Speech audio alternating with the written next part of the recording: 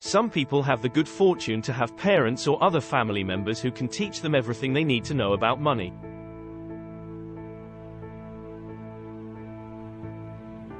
However, many of us, including myself, are less fortunate and begin our adult life feeling somewhat illiterate when it comes to money management. Here are 7 financial concepts you won't learn in school. 1. While money cannot purchase happiness, it can provide options. The pursuit of wealth is not the most important goal in life, and it might even be harmful to be overly motivated by it. Although it is important to keep in mind, I believe that everyone can work toward achieving financial security. Not because everyone must lead a particular consumerist-driven lifestyle, but rather because having financial security might give you more options. You can accomplish your goal with the aid of money. The objective itself. The objective can be as unique as life itself.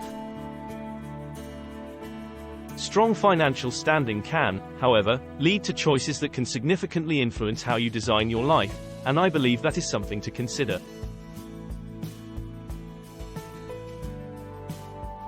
2. When investing is done properly, it is not gambling. Okay, so my personal beef with the financial services sector is that we frequently provide risk alerts without providing any context, and as a result, people become perplexed. Perhaps you noticed that capital at risk was oddly bolded. A varied mix of assets is not gambling, despite the fact that investing has a risk scale that is explained in the video below for more background.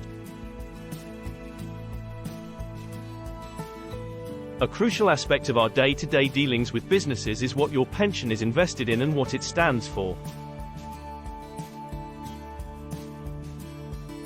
3.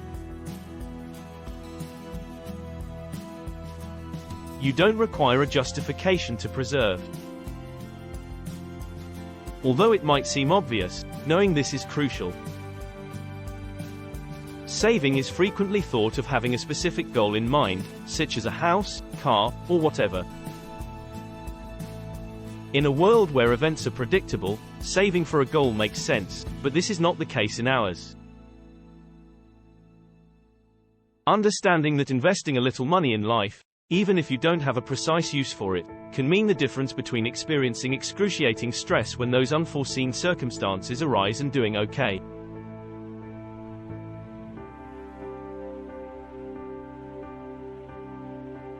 Saving is therefore tedious, isn't it? It is, indeed.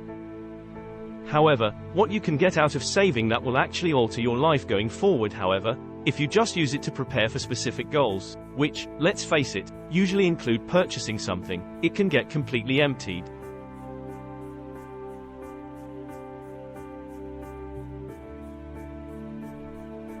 If such occurs, you will forfeit the true value of having savings. The resistance to uncertainty and flexibility. 4. Access to emergency funding is essential. You're likely to experience an unforeseen expense at some point in your life. You could have to charge an emergency to credit cards or sell something to make ends meet if you don't have the cash on hand to pay for it.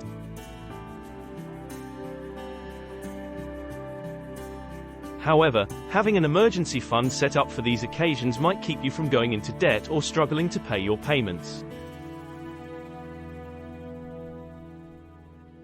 An app like Digit can be helpful if you have trouble saving money on your own.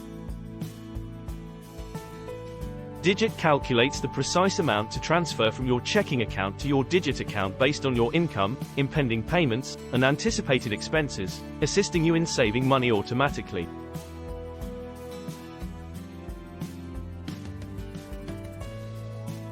Your money is FDIC insured up to $250,000, and digit adjusts to your spending patterns and bill payments, unlike recurrent bank transfers. You might not even realize the money has vanished, and you can create a variety of objectives based on the things you need to save for. 5. Your most important asset is you. This statement contains two distinct interpretations. The first is a more general statement that says you should put as much money as you can into enhancing your health, talents, and self-worth because you are probably the person who creates the most wealth.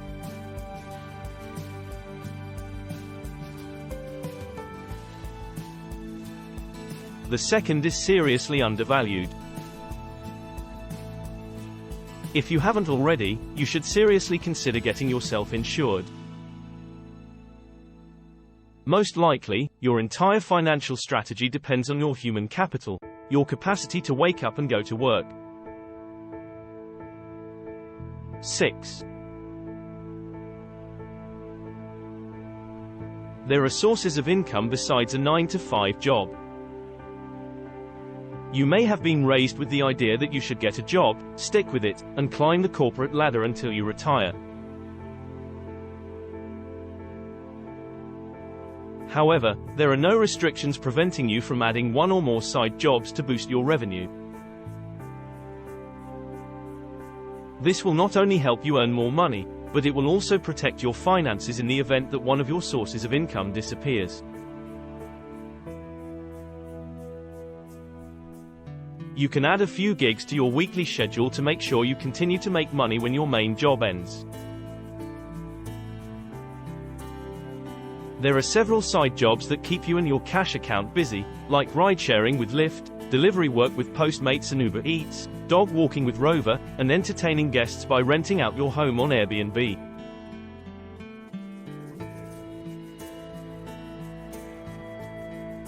7. Debt can be classified as good or negative. The difference in this case is that the debt was taken out to purchase an asset that will increase in value over time. The most frequent one is typically purchasing a property. If good debt is not managed properly, it is now permissible to file for bankruptcy on it. But the only thing that matters is drawing a line between the two and what they can do for you in the future. Good debt is frequently backed by an asset whose value is expected to increase over time. In essence, you are borrowing money with the intention of increasing your future net worth. Does that imply that a better outcome is a given? Of course not, but you are still receiving something in exchange for the interest you pay. The asset's anticipated expansion. Bad debt is typically unsecured debt that serves no actual purpose other than to initially enable you to buy whatever it is that you want to buy.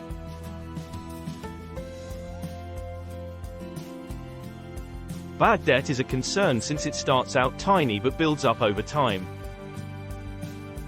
This is dead money, to be clear. You don't benefit anything from it. Instead, a bank gains money at your expense.